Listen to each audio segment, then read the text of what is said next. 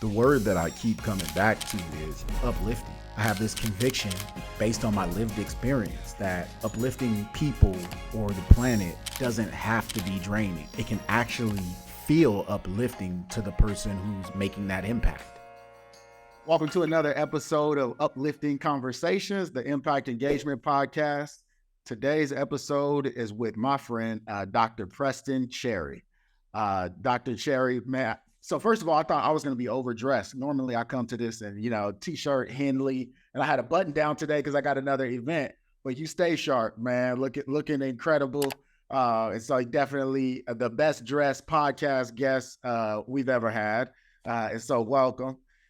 Thank you, Toussaint, man. I appreciate you, man. I never know, man, because you out here stay clean, brother. Oh man. So Dr. Cherry, and like I'll give a little glimpse to folks of some of the stuff that you have going on. So most importantly, or most actively, founder and president of Concurrent Financial Planning, director of the Charles Schwab Foundation Center for Financial Wellness at the University of Wisconsin, Green Bay, head of financial planning at the University of Wisconsin, Green Bay, top 100 financial advisor, Investopedia for years running, fellow wealthmanagement.com, tend to watch, thought leaders showing up places like Forbes, CNBC, Wall Street Journal, you're everywhere, man. Anyway, welcome, honored to be in your orbit. Yeah, man, appreciate the introduction, man. As fellow, man, so, shout out to all you doing too, my brother, man. You out there doing the thing. I see you everywhere, so we in this thing together, man, so shout out to you as well, my friend. Yeah, no, we definitely will not stop trying to move it forward. And so that's it, man. So first of all, I named a lot of stuff.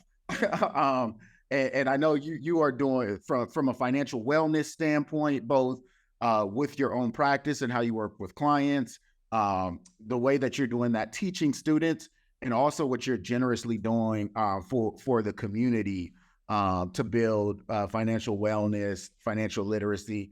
Can you share, first of all, just a piece of what you have going on in these various endeavors, and talk a little bit about that unifying theme, whether that's financial wellness, financial therapy, this whole idea of integrating the whole human into our conversation around finance? Yeah, I appreciate it. I think you hit it on the head right there at the end of it there, which is, financial wellness, life well-being for the human condition. Mm-hmm. I mean, that ties it all in there because I have a platform. I talk to advisors sometimes. I talk to students. I talk to my clients. I talk to folks when I'm out at corporations, all of when you have a dollar in the pocket, whether it folds or you got coins that jingle, whether you're across the life cycle, whether you're young or you're in the middle or you're in your golden years, right? Life is part of our human condition. Life has culture, life has experiences. We have value systems, and all of this. It's about a human condition. It's part of our daily lives, Toussaint, And aren't people coming to you like trying to fix money, right? Like how do you walk into the conversation that, like, look, man, part of what's going on with your financial situation relates to what's going on with your larger life, and is a reflect. How do you walk people from, look, just tell me what to invest in, or just help me make a budget, to like, let's examine your larger well-being? Like, what does that look like? Well, yeah, I mean, it's organic conversation. I mean, so it depends on what people I'm talking to. Like a student asked me the other day. It was like, listen, I just want to learn more about my money. I want to learn more. I'm at a stage in my life where I should know more. Can you help me with that?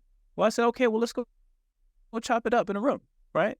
And they came by the Financial Wellness Center, and we did that because we had little rooms for that. And we just started a conversation. And let's start here. And I was like, okay, well, look, where do you want to start? Tell me what you want to know. What are you curious about? Right? And then boom, I kind of did a little pause there just for a second, because like a moment of silence. But I do that. I do that with all, whether it be a client. It's an inquiry, Toussaint. It's an inquiry. Even with clients, it's like when they're first meeting. that first meeting that comes along. It's kind of like the get to know. It's like, oh, okay, what brought you here today, right? I mean, and you can have a ton of money, you can have a little bit of money. I just happen to serve affluent Gen Xers, right? Affluent Gen Xers. But what brought you here today? That means I want to hear your story and just sit back for a second, because something brought that person here today. Whether it be a money trial or a money triumph, there's either a pain point or a celebration point. Somebody came into some, equity comp. Somebody came into some inherited money. Somebody came into, I have an abundance of money that I don't know where it's going. I hear that all the time, right? Or we need to build wealth. We need to build some wealth. How do we go about doing that? So again, it's having that compassionate inquiry, asking the question and being genuinely curious about where people are. Yeah, no, and that's incredible. Like holding space for people, and sometimes money shows up in that space, and sometimes life shows up in that space, right? Tell me about your work at the Center for Financial, the Charles Schwab Foundation Center for Financial Wellness. Like, what are you guys doing there? Yeah, I mean, that's that work there is really of the heart, right? So there, we were funded by Charles Schwab, along with a couple of funders in the area of Northeast Wisconsin, so area banks and partners of the like too. So what we do there, we have peer-to-peer coaching, Toussaint. So some of the students that are pursuing the minor to get into financial planning, so you learn the technical skills in the classroom, right? Or whatever, Roth IRAs, it's all the technical stuff, right? But how do they learn their people skills? How do they learn in that? Well, they get to use what their technical knowledge is and what they learn from me in the classroom to getting that face-to-face, right? So they're coaching the students that are wanting to know, about credit, but cash management, right? Insurance, employee benefits, right? What's on their pay stub, all of this, right? Mortgages, investing, whatever it may be, they have a question and they're coming in to receive some financial education, getting some financial coaching. So that's one service offering that we're offering through the center, which is peer-to-peer financial coaching delivered by the students that are pursuing the minor. So that's one area. Number two, we have the VITA low income tax filing service, so volunteer income tax assistance for low income, elderly, and the disabled. So we do that every tax season. Then we also have workshops. We go out and give financial education workshops to any community organization that wants to listen. So It could be military. It could be we're working with the YMCA, Boys and Girls Club, the public school system, junior high level, elementary, high school. So those are three areas. We have a podcast, and we also have a student association. So those are a couple of areas that we're doing. So this financial literacy, and on top of that, financial wellness seems to become a way of life for you. Like it's something you're living, and I would love for you to share a little bit about your own journey that has really kind of thrust you in this direction, and kind of given meaning to the work that you're doing right now. Right. Yeah, I appreciate that. So I'll be short because I can go a long day to all this on this. So I'll be short with it. It started really at the home Toussaint. The first couple of episodes of my podcast, Life, Money, Balance, I interviewed my parents. Because it all started there. I posted a couple months ago or something like that, and it said, I don't like the term self-made. A lot of people say, well, I'm self-made. There's self-made millionaires. They said, and really nobody's really self-made if you think no such thing. Yeah. There's really no such thing. There's no such thing because somebody along the line did something for you or believed in you, put some self-inputs, whatever and so forth. That's a whole nother podcast. My point about it is this. How did my journey start? It started at the house. My parents, and I'm blessed and fortunate that my sister and I received self-worth and self-value at the home, and we talked about money at the home. We talked about to where if money was going to be tight, then our parents set us down and was like, hey, for the 6 months, we got what they call roll in the DAP. So we weren't poor, but we weren't rich. We were middle class, but sometimes, whether it was a lost job or maybe there was a raise, there was a lost job or one income or whatever it may be, we felt all of that, so there was, I'm in financial psychology, as everybody know. So we talked about that, and we also know the dollars and cents of it as well. So I'll fast forward to, we also had my first 401k match plan was at the crib. So we actually had a ledger, an old school ledger, where we put, some of our allowance, that $10, we put $5 in there. They put $5 in there too, right? That's powerful. Right. I mean, so we saw that. So we're blessed to see that, even though it was $5, that's what we saw, right? So I got into undergraduate, and a professor of mine, Dr. Jan Jasper, he said, I was at Prairie View University, and he said, I think you kind of taking a liking to this personal finance thing. And he introduced me to Texas Tech. And he was like, he took a group of us out there. Texas Tech is like the mothership of financial planning. And there's since have a lot of financial planning programs now. But at the time, that was the program, still is. And then, so I waited a little bit. I was in retail banking. Then I went to, because I graduated in 2003, undergrad. Then I went, still retail banking. Then 2006, I went to get my master's in financial planning in 2006. And then that's when the financial planning career started taking off.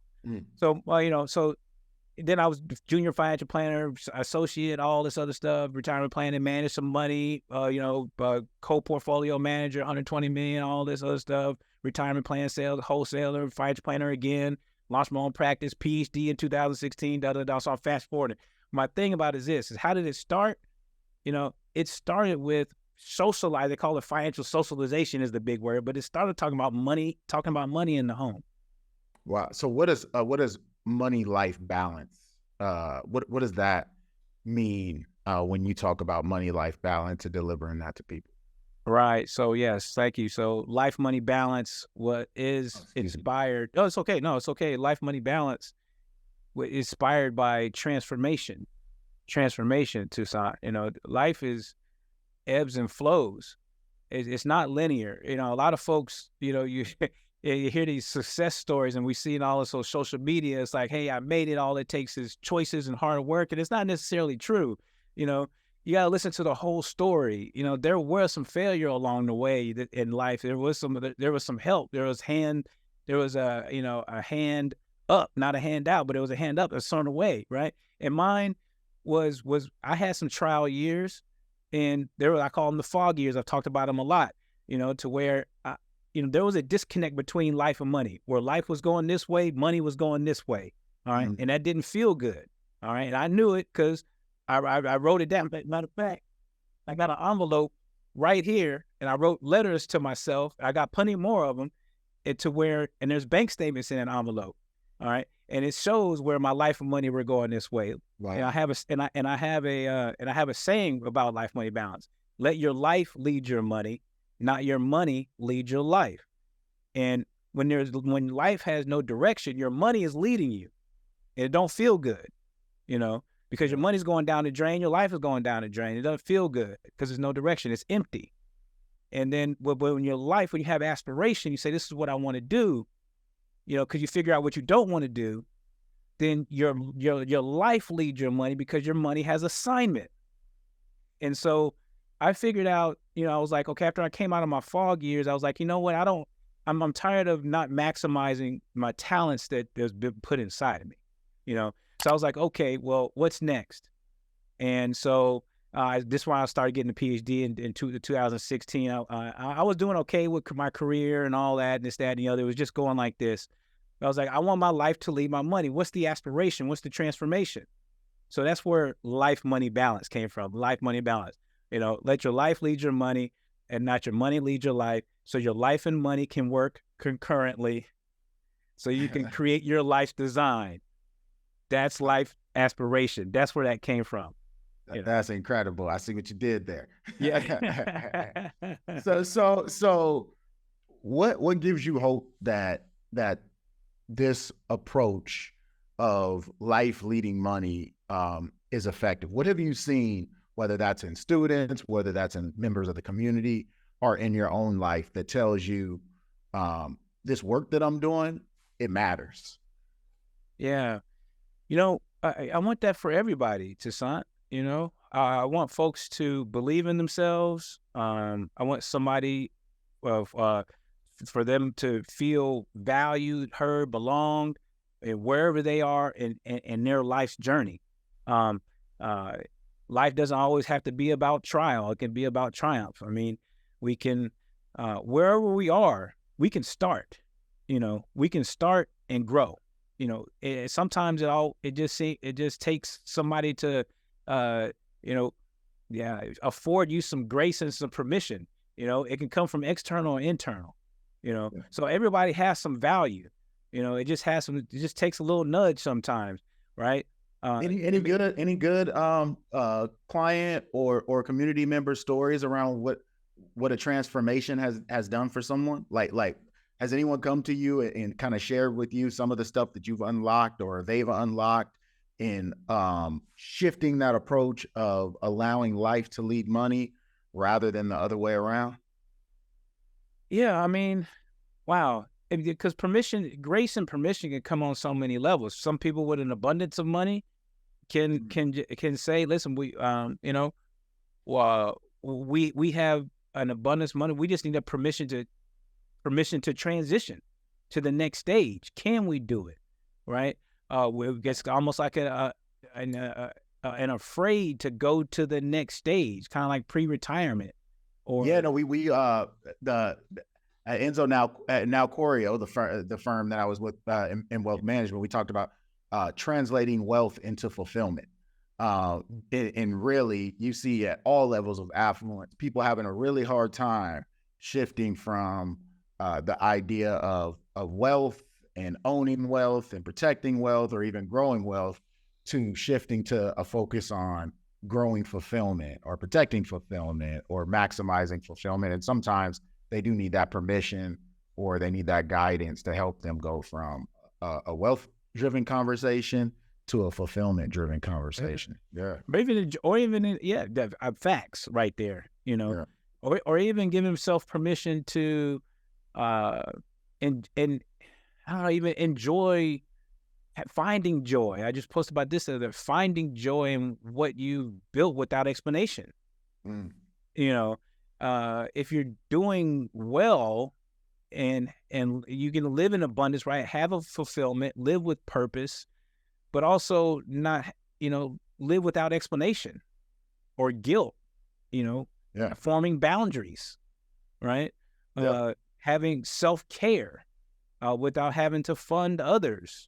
There's a lot as far as transformation and transition, as far as, self-awareness, and not selfishness either. This is all just, it is self-care because it's self-care. For example, overfunding adult children. But when does that stop?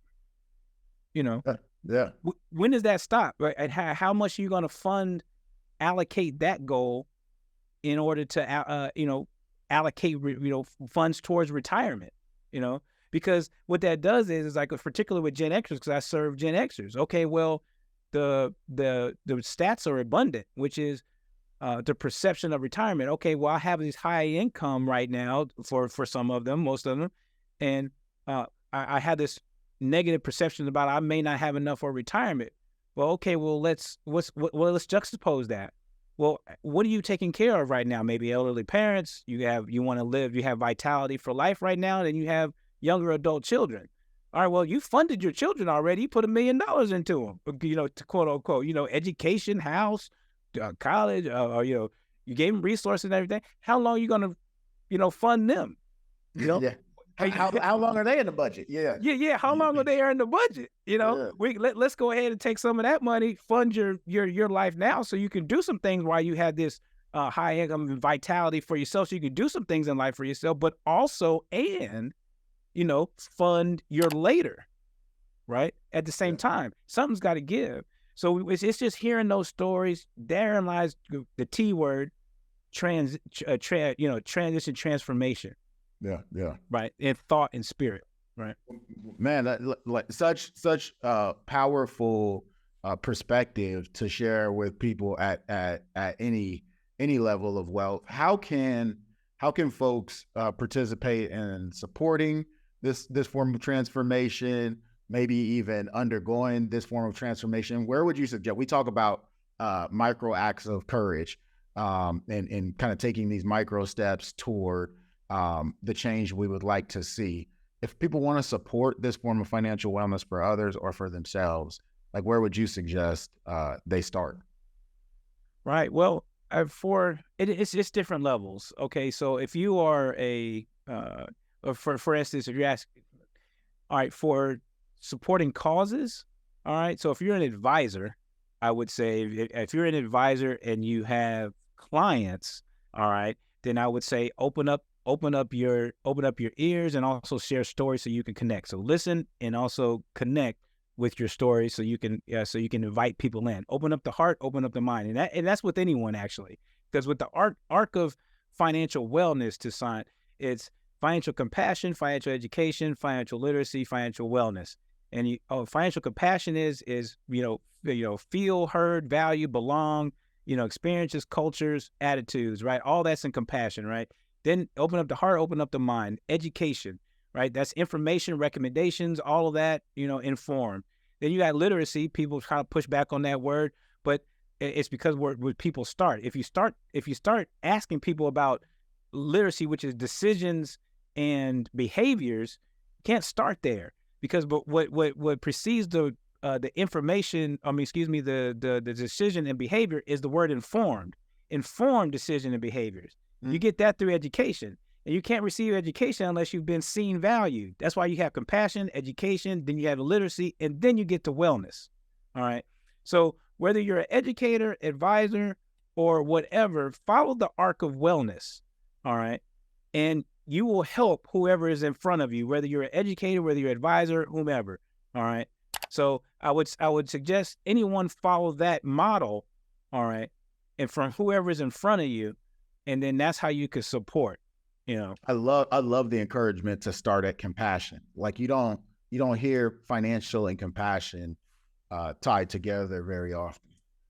That's powerful. Right. Yeah. Start there. And I would say, as far as where people are and, as far as their professional lives, advisors, start with your clients. If you're want to be a financial supporter, support all of your 501c3s that are given literacy programming. If you're an educator, start with that compassion component, that human element. If you're an advisor, if you have time, get pro bono out to the community. So there's a lot of different ways that, we can keep this human condition of money, right? Because life and money are inextricably partners, right? This human condition of money, as far as financial wellness is concerned, keeping it going alive by all of this different type of support. So I promise you, because even in the high schools, it's going around in high schools and going to schools. This legislation is picking up as far as making it. People don't like the word mandate, but listen, science is mandated. Math is mandated. Buckling your seatbelt is mandated. But just come up with another word. If people don't like the word mandate, pick another word. But teaching people about money should be, necessary. Yeah. It should be standard procedure. It should be standard procedure. So all these different ways that you asked me, which is, these are all type of different ways where we can make the humanness of money, financial wellness, standard procedure. Well, man, so appreciate everything you're doing and, doing to uplift others. And so this Uplifting Conversations podcast. So the final question that we ask everyone is, what does uplifting mean to you? Uplifting is, investing in the human condition. It's really that simple.